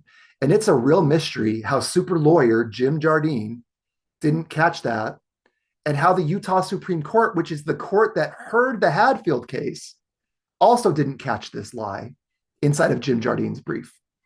It took them 2 years to come to a decision. And I don't want to go too deep into how this works because this is actually part of a different case, but the Brenda Miles case depended on the outcome of the Mitchell case. And Jardine enters his brief into the Mitchell case. It took him 2 years, and I think they were twisting arms the whole time. I think the Utah Supreme Court knows exactly what they did. And I don't think they wanted to do it. And I really wish that one of those judges would step forward and tell the truth about how that went down. Because when you look at the patterns of how these cases are supposed to be taken care of, this case breaks every pattern about how a Utah Supreme Court case is supposed to happen. Not the least of which is it took them 2 years to come down with a judgment. Unfortunately, they made the wrong choice, in my opinion. And what they did is they ended up stripping away the rights of every sexual abuse victim in the state of Utah from a certain generation and made them unable to pursue justice based on rights provided to them by the Utah legislature. That's really bad for those of you trying to keep score. Thousands and thousands and thousands of victims had their rights stripped away from them because here's what was going to happen. If the Brenda Miles case went through, the lawyer of that case was planning on deposing Russell M. Nelson. And because Russell M. Nelson actively got involved in that, all of the assets of the church were at risk because he was an apostle of the church. So they had to do whatever it took to make sure that that case got dismissed, and they did. And on the way, they took away the rights of every abuse victim from a certain generation in Utah, rights that were given them through the legal, like through the proper way, the constitutional way, through the legislature. And then they used lawfare to take those rights away. These are not good people who play by the rules. Okay. They're people who believe that they are above the law, and they will use every bit of power, influence, and gain to make sure that the image and assets of the church are never threatened. That's what you're dealing with. All right, let's see. What else do we have? Um, I think I want to skip these three here. I'll just let people look at them really quickly. The idea is that the church uses the Chicago Tribune to whitewash history, okay? And they actually edit the story. And I have the two articles to show that they whitewashed it, right? Because we have the Wayback Machine. So we know that the church has that kind of power. We know Russell M. Nelson's getting up in general conference and saying that we have no tolerance for abuse, right? Uh, some of the kids that were abused in that Bountiful case were Russell M. Nelson's grandchildren. All right. So for him to get up in general conference and say this has to be the most two-faced thing that I've ever seen a church leader say. And that's saying something, because church leaders have done a lot of that two-faced stuff. I'm going to come back to this. We'll end here, but let's look at some more at the Pace memo. So let's look at what these guys know about the Pace memo as everything's unfolding. So here we have Glenn Pace saying, I have met with 60 victims. That number could be twice or three times as many if I did not discipline myself to only one meeting per week. I have not wanted any involvement with this issue to become a handicap in fulfilling my assigned responsibilities. On the other hand, I felt someone needed to pay the price to obtain an intellectual and spiritual conviction as to the seriousness of this problem within the church. So here's what I want to point out. It's not one or two people. It's not a small problem. He interviewed 60 and easily could have interviewed 180 if he hadn't limited himself. And here's something that's really important for those of you who are LDS watching this. Glenn Pace had a spiritual conviction that this was a serious problem inside the church. So I get it all the time. Like when I'm arguing with Mormons, oh, well, I've prayed about this and it's just not true, Justin. Well, you're free to take that position, but a member of the presiding bishopric prayed about it and studied it a lot more than you did, and he had a spiritual conviction. So if you don't believe him, then you're not really following the prophet, because one of your prophets felt very, very strongly that this was a serious problem after interviewing 60 victims over the course of a few months. Okay. He says, of the 60 victims with whom I have met, 53 are female and 7 are male. 8 are children. The abuse occurred in the following places: Utah, Idaho, California, Mexico, and other places. 53 victims are currently living in the state of Utah. All 60 individuals are members of the church. 45 victims allege witnessing and or participating in human sacrifice. The majority were abused by relatives, often their parents. All have developed psychological problems, and most have been diagnosed as having multiple personality disorder or some other form of dissociative disorder. So there's a few things about this that I think are amazing. One, you can see that it's not geographically bound to Utah. It stretches from Mexico to California to Idaho, and I bet if you were to look, it would stretch from sea to shining sea. He just didn't have time to do it. Despite the fact that these victims had been victimized, they were all still members of the church. Even after being involved in ritual abuse situations, every single one of these people were still parts of the church, were still a part of the church at this time. And then the church treated them how? By honoring them and sharing their stories and providing them the help that they needed. I mean, they provided some of the help. That's what we saw earlier, that they were being helped with some therapy. Not really sure about the quality of the therapy that they were provided. But no, their stories were taken and buried, and they were left to figure it out on their own without that community that you talked about at the beginning of the show that's so important. Can you imagine what it would have done if the church had come out and said, oh my heavens, look at what we've learned, and we have 60 people who need every drop of love that you have. saints. What a difference would that have made in these people's lives? But instead, they poo-pooed it. They went to the media and made it seem like it wasn't a problem. They drove these people back underground. And all these victims, some of whom I've spoken to, had to figure it out kind of on their own with the help of Glenn Pace a little bit. And it sounds like Chico Okazaki, a couple people, but not with the backing of the corporation at all. All right. How serious is it, when this happens? The victims lead relatively normal lives, but the memories are locked up in a compartment in their minds and surface in various ways. They don't know how to cope with the emotions because they can't find the source. As they become adults and move into another environment, something triggers the memories and consequently flashbacks and or nightmares occur. One day they will have been living a normal life and the next they will be in a mental hospital in the fetal position. The memories of their early childhood are recalled in so much detail that once again feel the pain that caused the dissociation in the first place. And then they go to get help from their church leaders. And instead of getting the help they need, their story gets buried because it would hurt the brand of the church. So it's really serious stuff. There are two reasons why adults can remember with such detail events that happened in their past. First, the terror they experienced was so stark that it was indelibly placed in their mind. Second, the memory was compartmentalized in a certain portion of the mind and was not subjected to the dilution of experiences of ensuing years. When it is tapped, it is as fresh as if it happened yesterday. So there's a rule inside of the church about by the mouths of two or three witnesses, all things are to be established. In this case, like we talked about, there's not two or three, there's 60.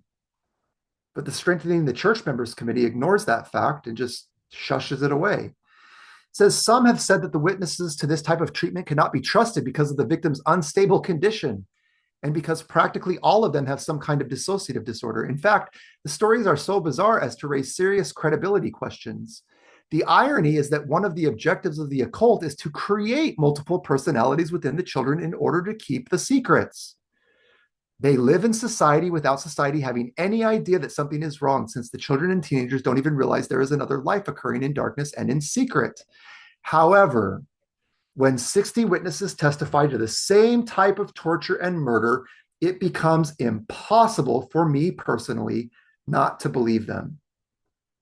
And I would just add that it seems like if you're a rational, logical human being, when there are 60 people who don't know each other that testify to the same types of activities, the last thing you should do is shush it away because of the unstable condition of the people sharing the experiences that they are. Because the unstable condition is a consequence of the behavior that they're testifying about. These are very smart men, and I refuse to believe that they don't understand this. I really think that they just don't want to deal with the consequences of it. 60 people testifying of the same types of torture. I'm really grateful to Bishop Pace for explicitly pointing out that it becomes impossible to not believe 60 people who testify about the same types of activities. I commend him for his integrity there. I really do. So here's how Glenn Pace was told it was working. The spiritual indoctrination which takes place during the physical abuse is one of the most difficult to overcome. In addition to experiencing stark terror and pain, the children are also instructed in satanic doctrine. Everything is completely reversed. White is black, black is white, good is bad, bad is good. Satan is going to rule during the millennium, which I would imagine you've probably heard from some of your LDS victims that you've had on your show, right? He likens it to a holy war. I'm not going to read that. He talks about how these kids are being given drugs, how they're put under hypnosis, right? And other means. Okay, let's talk about this one. This one's important. I'm sorry, because most people probably can't see this, but I'm just going to read it. It says, the purpose of this detail is to stress the complexity of psychological and spiritual therapy for these individuals.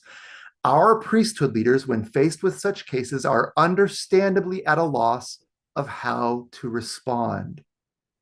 So my question is, if Glenn Pace knew this in 1990, why has nothing ever been done to make sure that when somebody comes to an ecclesiastical leader, that they have the proper training to handle a situation like this? It's not because they don't have the money. They certainly have the money. They certainly have access to the training if they wanted to train people. They've just chosen not to, which is another reason that I would never take my abuse case to a bishop, because even the presiding bishopric understands that when a case like this comes to the attention of an ecclesiastical leader, they're untrained and unable, they're incompetent. Let's just use the proper word, right? They're incompetent. Don't take your problems to incompetent people. It's a bad idea. Okay. He says Orthodox counsel is completely ineffective.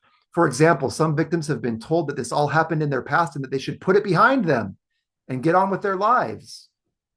That's terrible advice. This is just not possible. Part of the spiritual therapy necessary is for priesthood leaders to assist with the conversion process of the personalities who have been indoctrinated into Satanism, which I would argue is not great advice. Like, I'm not a psychologist, but I don't think you want to be converting parts to the gospel of Jesus Christ of Latter-day Saints. Anyway, that's just me. Uh, we'll let the professionals sort that out. Okay.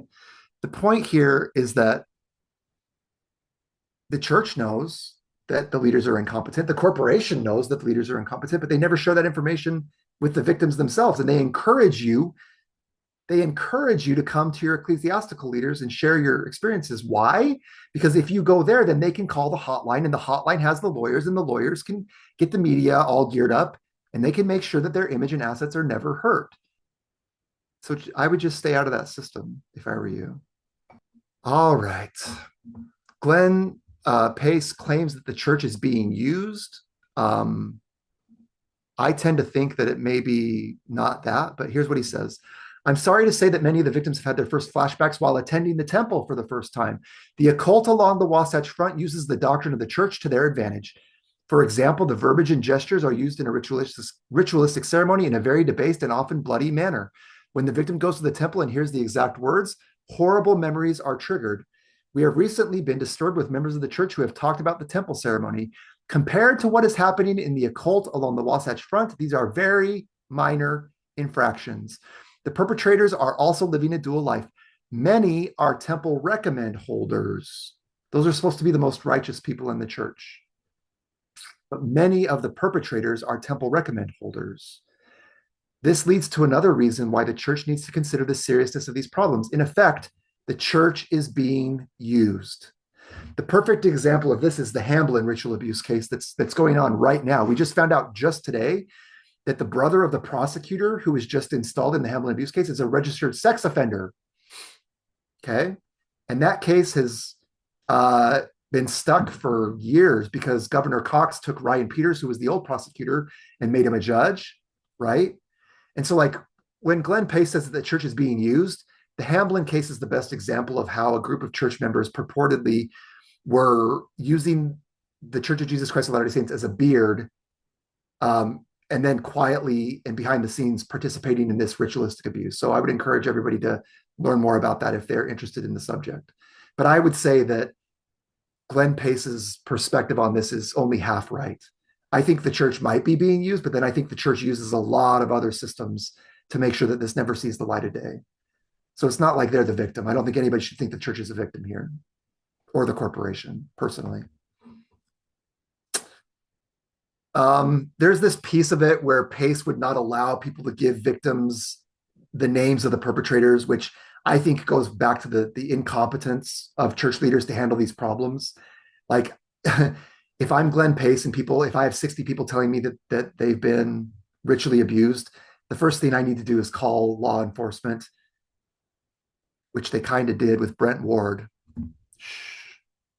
Hi, Brent. Like, what did you do when they came to you? Did you start an investigation about who the perpetrators were? Like, we don't know, do we? But I think Glenn Pace should have gotten those names and given them to law enforcement. It just shows the incompetence, even at the highest levels of the church. Okay, here's an important piece. He says, whatever the form of abuse, our main concern is for the victims, but there are legal ramifications, which ironically is what you will hear if you call the hotline. And I know because I've been a person who's called the hotline as a leader in the church. And this is almost exactly what they tell you. Well, we are concerned about the victims. That's our main concern, Justin. Our main concern is for the victims, but we have to be careful because there's legal ramifications for the church. Well, you know what? I've just gotten to a point where I don't really care. I don't really care what the legal ramifications are for the church. Can we just make the victims the main priority? Would that be okay with everybody? And like just help people heal, maybe? Like do a Christian thing instead of doing the thing that Christ fought, like the people that Christ fought against? Like the Bible has a lot to say about lawyers, doesn't it? So when you take an abuse victim and the first thing that you think about is that there are legal ramifications, are you doing the Christ-like thing? I would argue probably not, right? And again, I'm happy to have that argument with people who want to claim that it is the most Christ-like thing. But I would just say, based on my observations, it's not the most Christ-like thing at all. These people need Christ-like love and service and compassion and community. But the first thing that goes through the church's head or their corporation's head is, are we liable? And the answer is yes, in a lot of cases, they are liable. He says, we are disturbed to receive reports that a scoutmaster has abused boys in his troop. Well, that's the 3,000 cases that Floodlit.org just added. So it's not just a few cases. Like, it's not just a scoutmaster abusing somebody. Thousands and thousands and thousands of little boys were abused by LDS scoutmasters. And the church is liable. And they are a part of the bankruptcy settlement and they put in a significant amount of money, but they're fighting, excuse my language, they're fighting like hell right now, this week in court, to make sure that the plan that was instituted doesn't get rolled back because it's not fair. And the abuse victims aren't getting almost anything while the lawyers make a ton of money. Okay. It's not difficult to imagine what would happen if we learned that a bishop or stake president has participated in the abominations of ritualistic abuse.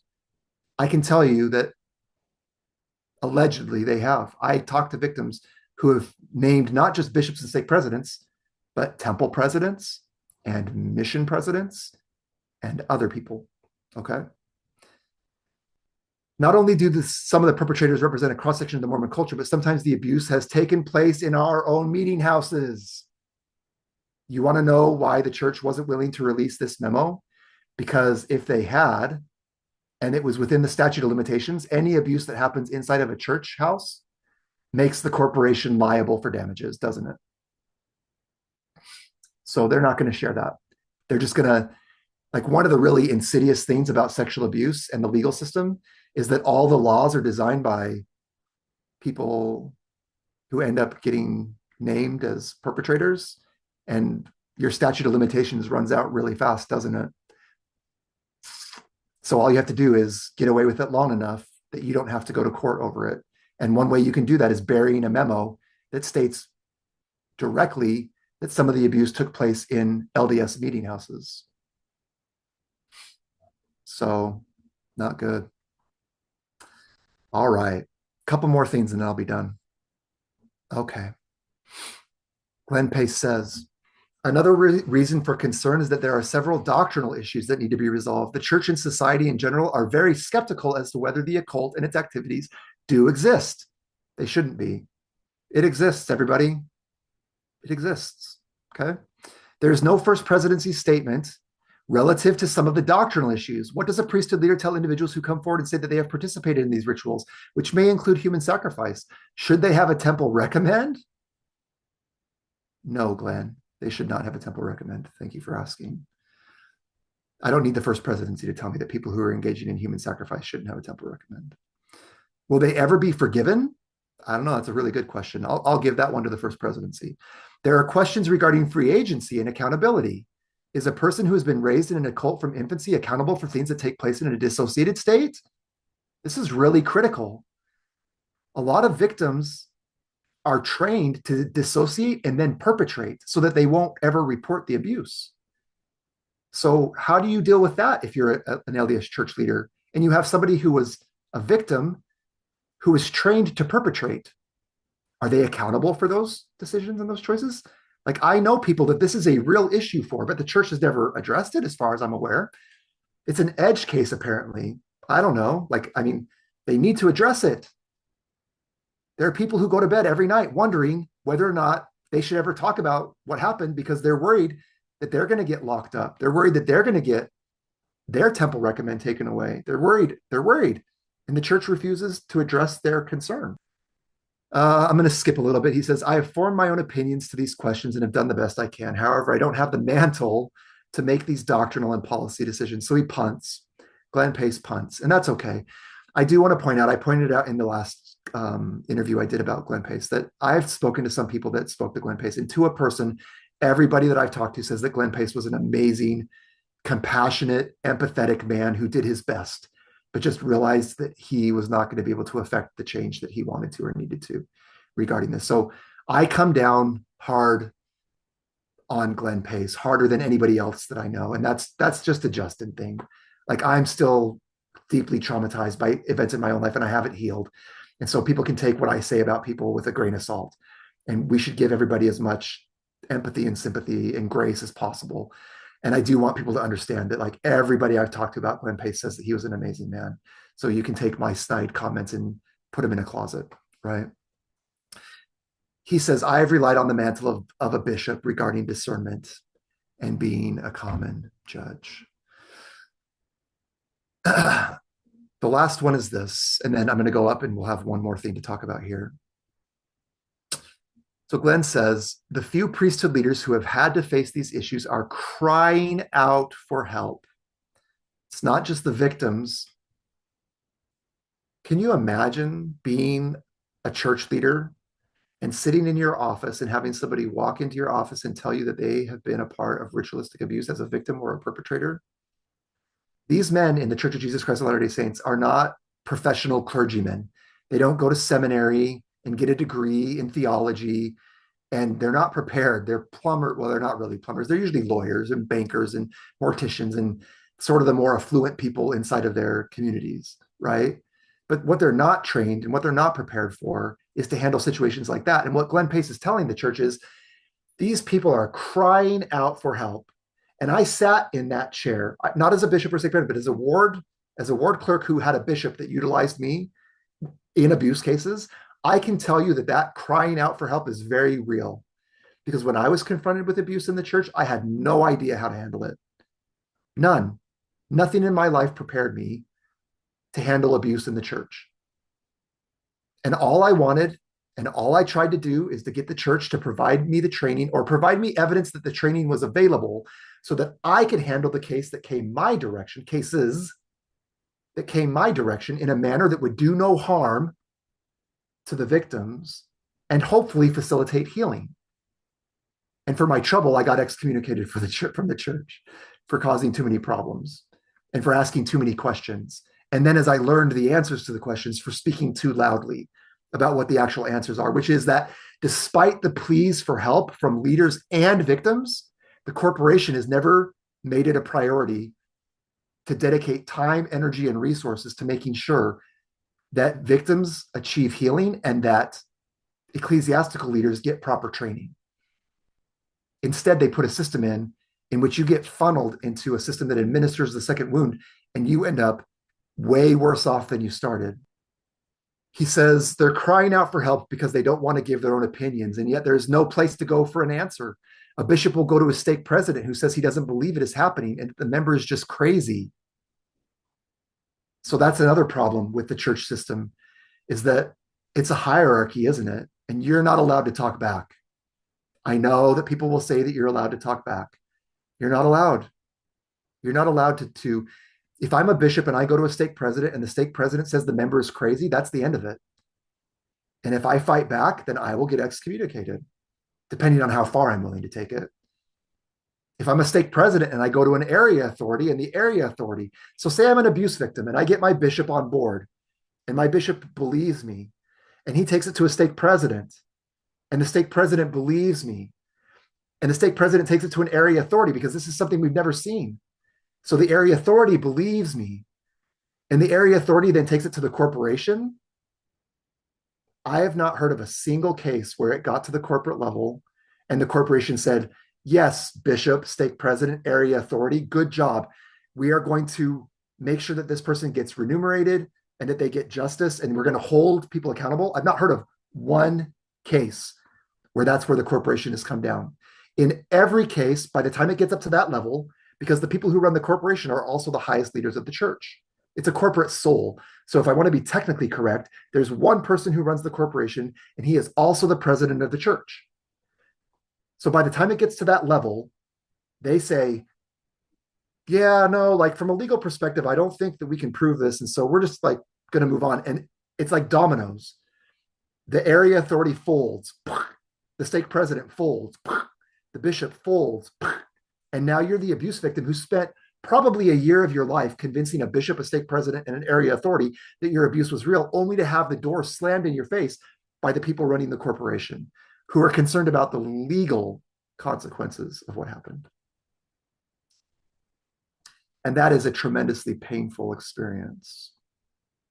Tremendously painful experience to devote that much time, energy, and effort, if you could even get that far, which most people don't. You'd be very lucky to get to that point.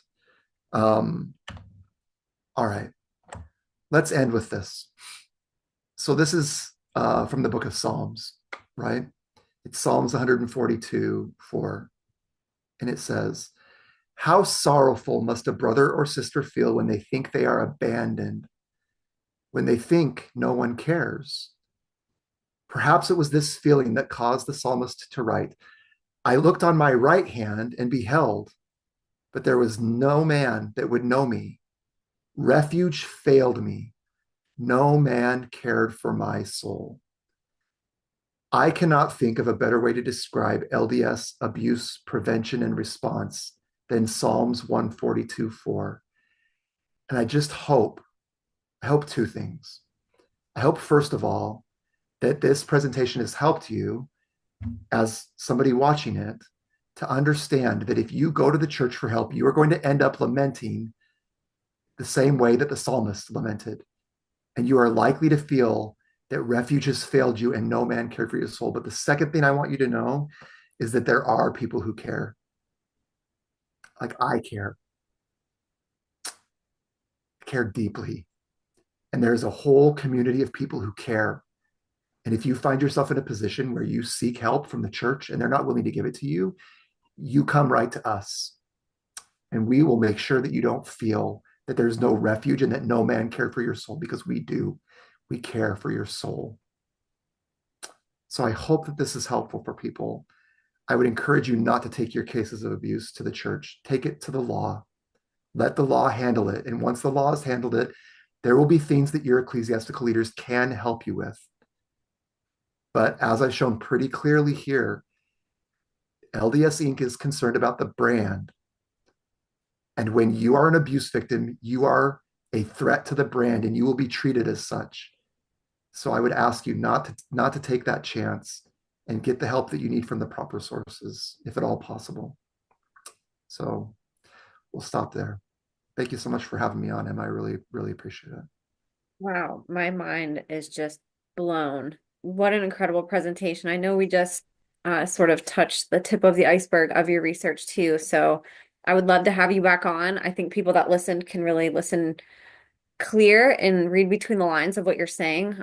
You connected a lot of things that you researched to what my guests have gone through, things like child behavior modification programs, MK Ultra. I know that that's not what you are discussing in your own research, but I just want to say thank you for validating the people that have come on my show that have gone through these things that you talk about, and for sharing ways that this can be proven that, this does happen and that there is a systemic cover up of it for the gains, not of the victims and survivors, but of this corporation that you speak of. So I would love to have you come back on. There's so much more that we could talk about, but just if you could, real quick before we log off, could you share how people can get in touch with you, and about Mhm. your work? You have a website that people can visit, and I'd love for people to go support you. Yeah, no, I appreciate that. I always joke, I'm very easy to find. When I chose to do this, I chose not to do it anonymously. So if you go to ldsabuse.info, my contact information is on the site and it's literally my phone number. You can call me and I'll answer. There's also a way to contact me through email on the website, and I try to get to all of those emails. And sometimes I can help, and sometimes I can't, unfortunately, but I will certainly respond.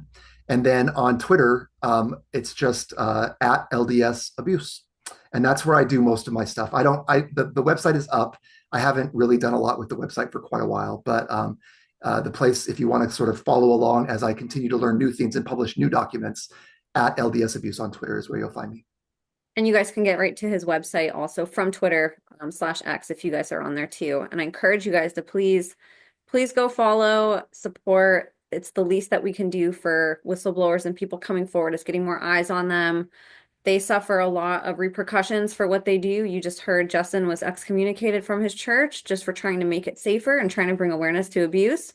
I think the more that we can back people trying to do the right thing, the louder we get and the more support they get, the more pressure we put on these institutions to make a change and to actually have these conversations. So please go support. I will have both of his links in the show notes.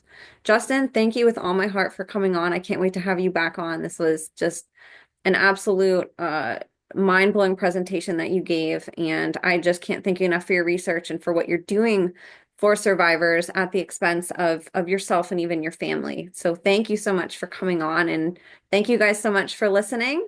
I can't wait for the day that we have stories where we're getting justice and, one testimony, one whistleblower at a time, we're getting there. So please share this episode, you guys. Go support Justin. I'll have all my links as well in the show notes. We can't do this without you guys. Thank you so much for listening. God bless you, and we will see you next time.